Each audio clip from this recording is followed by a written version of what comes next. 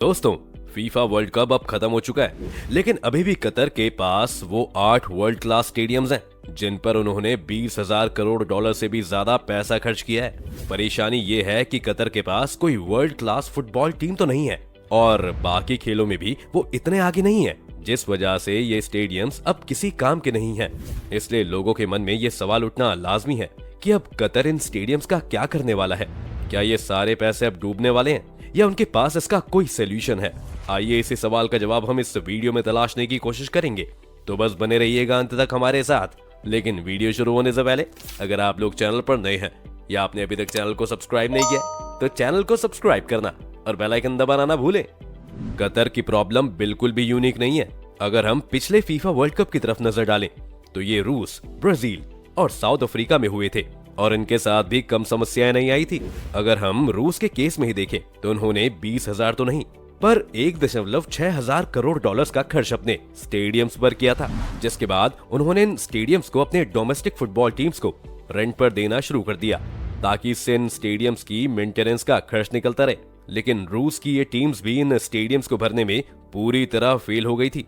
ये टीम ज्यादा से ज्यादा 6,000 स्पेक्टेटर्स को ही स्टेडियम्स तक ला पाती है, जो कि एक स्टेडियम की कैपेसिटी का सिर्फ 15% ही था। इसके बाद अगर हम रूस के कालिनिनग्राड स्टेडियम की बात करें तो इसमें पानी और कीचड़ के कारण इतना नुकसान हो गया था कि इसकी मेंटेनेंस में जितना खर्च आया उतना पैसा ये स्टेडियम अगले कई दशकों तक रिकवर नहीं कर सकता है। और इसकी ओरिजिनल कॉस्ट तो भूल ही जाइए। कुछ लोगों ने तो उस वक्त ये भी कहा था कि इसे यूं ही छोड़ दिया जाए, लेकिन हाँ, रूस ने अपने कजान एरिना स्टेडियम को ट्रांसफॉर्म किया था।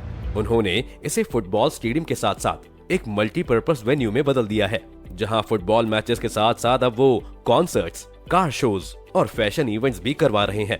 इसके साथ साथ उन्होंने स्टेडियम की जगह पर कई सारे रेस्टोरेंट्स, बार्स और कुछ होटल्स भी खोल दिए हैं। ब्राजील के साथ भी यही कहानी थी। एक फुटबॉल कल्चर होने के बावजूद भी वहां के लोग इन स्टेडियम्स को भरने में असमर्थ रहे और आज वहां के भी फुटबॉल स्टेडियम्स बिल्कुल खाली पड़े हुए हैं और टैक्स पेयर्स पर एक बोझ बने बैठे हैं। ब्राजील वो देश है जहां पर अभी भी 25% लोग काफी गरीबी में रहते हैं और ऐसे में इन स्टेडियम्स पर पैसा खर्च करना काफी लॉजिकल है। वहां के एस्टाडियो नेशनल स्टेडियम को तो अब उन्होंने एक बस शेल्टर में कन्वर्ट कर दिया और एरिना दास दूनस स्टेडियम अब शादियों और बच्चों की पार्टियां होस्ट करके अपनी कॉस्ट रिकवर करने की कोशिश कर रहा है। इस स्टेडियम में आज तक सिर्फ 4 वर्ल्ड कप मैचेस ही होस्ट किए गए हैं और इन 4 मैचेस की कॉस्ट आज तक वो भर रहे हैं। साउथ अफ्रीका के डर्बन शहर में जो मोसेस माडीबा स्टेडियम बनाया गया था वो रूस और ब्राजील के स्टेडियम से अच्छी हालत में है, क्योंकि वहां पर अब म्यूजिक कॉन्सर्ट के साथ साथ विजिटर्स स्काई कार राइड करने और बंजी जंपिंग के लिए भी आ सकते हैं। लेकिन इस 65,000 की कैपेसिटी वाले स्टेडियम ने भी आज तक एक बार भी प्रॉफिट नहीं कमाया है और लोग तो ये भी मांग कर रहे हैं कि इसे गिरा दिया जाए। अब आते हैं कतर पर। कतर को ये स्टेडियम्स बनाने से पहले ही पता था कि उनकी क्या हालत होने वाली है, क्योंकि इन स्टेडियम्स की कुल कैपेसिटी 4.2 लाख लोगों की है, जबकि कतर की पॉपुलेशन में सिर्फ 4 लाख कतरी सिटीजन्स हैं और बाकी सभी लोग वो हैं जो काम के सिलसिले में वहां हैं। जब रूस और ब्राजील की बड़ी पॉपुलेशन अपने स्टेडियम्स नहीं भर पाई तो कतर के लिए ये काफी मुश्किल होगा। और जिस हिसाब से ये वर्ल्ड कप कंट्रोवर्सी से घिरा हुआ था, ऐसा लगता नहीं है कि फीफा दोबारा यहाँ वर्ल्ड कप करवाना भी चाहेगा। लेकिन कतर ने पहले से ही इन स्टेडियम्स के लिए एक प्लान बनाकर रखा हुआ था। कतर इन्हें अब फुटबॉल फैन से भरने की कोशिश नहीं कर रहा है, बल्कि इन्हें पूरी तरह ही ट्रांसफॉर्म करने में लगा हुआ है। उनके 2 बड़े स्टेडियम्स लुसेली और अल्बैत हैं। लुसेली स्टेडियम्स की ज्यादातर सीटों को अब वहां से हटा दिया जाएगा और उनकी जगह पर यहाँ शॉप्स, कैफेज और एक स्कूल के साथ साथ एक हेल्थ क्लिनिक खोलने का प्लान बनाया गया है। इसके साथ साथ हो सकता है यहाँ पर आपको कुछ अपार्टमेंट बिल्डिंग्स देखने को भी मिल जाएं। अगर अल-बैत स्टेडियम की बात करें तो वहाँ पर भी प्लान्स कुछ अलग नहीं है। यहाँ पर अब कतर एक 5 स्टार होटल के साथ साथ एक शॉपिंग मॉल और एक हॉस्पिटल भी खोलने वाला है। दोनों ही स्टेडियम्स की मेन पिच को नहीं छेड़ा जाएगा, लेकिन अब यहाँ पर स्पोर्ट्स टूर्नामेंट ऑर्गेनाइज करने की बजाय यहाँ पर वो अब कम्युनिटी इवेंट्स होस्ट करेंगे।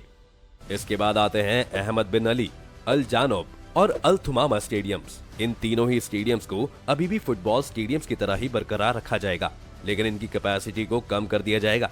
45,000 की कैपेसिटी वाले स्टेडियम को 20,000 की कैपेसिटी वाला बनाया जाएगा और इनमें लगी सभी टेम्पररी सीट्स को उखाड़कर इन्हें दूसरे देशों के स्टेडियम्स को डोनेट कर दिया जाएगा।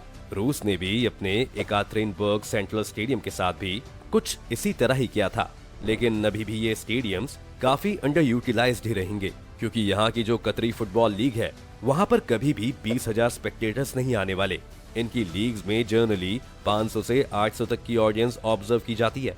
लेकिन अब आते हैं सबसे इंटरेस्टिंग स्टेडियम की तरफ, और वो है स्टेडियम 974।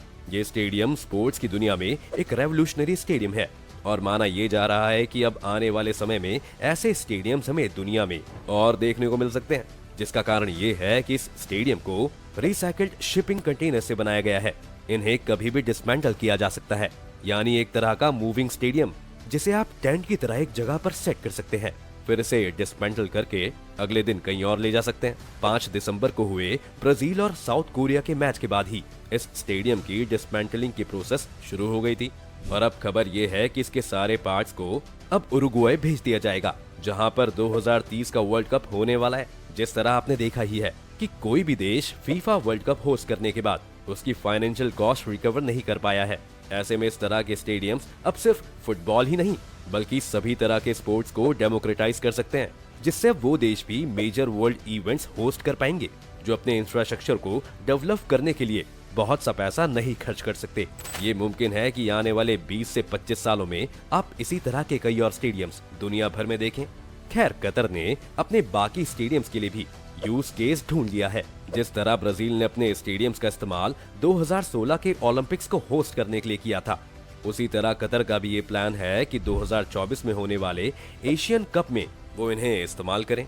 एशियन कप भी एक इंटरनेशनल फुटबॉल टूर्नामेंट ही है जिसमें एशिया और ओशियानिया की टीम्स पार्टिसिपेट करती हैं। इसके अलावा आपको इन स्टेडियम्स का यूज 2030 की एशियन गेम्स में भी होता हुआ दिखाई देगा, जो कि कतर ही होस्ट करने वाला है। इस तरह से अब वो कई सारे और इंटरनेशनल इवेंट्स को होस्ट करने की तैयारी में है, ताकि ये स्टेडियम्स वेस्ट ना हो जाएं। कतर ने अभी से 2036 के ओलंपिक्स को होस्ट करने के लिए भी हाथ पैर चलाने शुरू कर दिए हैं, पर कोई नहीं जानता है कि आगे क्या होगा। एक तरफ तो कतर को लग रहा है कि वो ये बाजी मार लेंगे, लेकिन वहीं अगर आप फीफा वर्ल्ड कप को देखें तो पहले इसमें रिश्वत और भ्रष्टाचार की खबरें आई थी। 30 ऑफिशियल्स को सस्पेंड कर दिया गया था। फिर बडवाइजर वाली कंट्रोवर्सी हुई, जहां कतर ने अपने स्टेडियम्स में अल्कोहल सर्व करने पर बैन लगा दिया, और आखिर में होमोसेक्सुअलिटी को लेकर जो कतर का स्टैंड है वो भी पूरी दुनिया के लिए प्रॉब्लमैटिक है। इसलिए अगर अब ओलंपिक एसोसिएशन उन्हें ये होस्टिंग राइट्स देना चाहेगा तो उसे काफी सारे बैकलैश का सामना भी करना पड़ सकता है। स्पोर्ट्स की दुनिया में अब कतर ने लेकिन इस डिबेट को जिंदा कर दिया है कि क्या इंफ्रास्ट्रक्चर पर इस तरह पैसा खर्च करना किसी भी देश के लिए सस्टेनेबल है। अगर फिर से ब्राजील पर वापस जाएं, तो ब्राजील के कई इंटरनेशनल स्टेडियम्स ऐसे हैं जिनके आसपास रहने वाले लोगों के पास एक अच्छा स्कूल तक नहीं है, लेकिन उनके ही आसपास एक वर्ल्ड क्लास स्टेडियम खड़ा है जो आज के स्पोर्ट्स एंटरटेनमेंट कल्चर और उसके विरोधाभासों की एक तस्वीर हमारे सामने रखता है। आपको क्या लगता है कि आने वाले समय में स्पोर्टिंग इवेंट्स का फ्यूचर क्या होने वाला है, और क्या भारत भी किसी दिन फीफा या ओलंपिक जैसी कोई टूर्नामेंट होस्ट कर सकता है? अपनी राय हमें कमेंट्स में जरूर लिखें। उम्मीद है आपको आज की इस वीडियो से काफी कुछ नया सीखने को मिला होगा। अगर आपको ये वीडियो पसंद आया हो तो वीडियो को लाइक करें, और अगर आप चैनल पर नए हैं तो जाने से पहले चैनल को सब्सक्राइब करना बिल्कुल ना भूलें।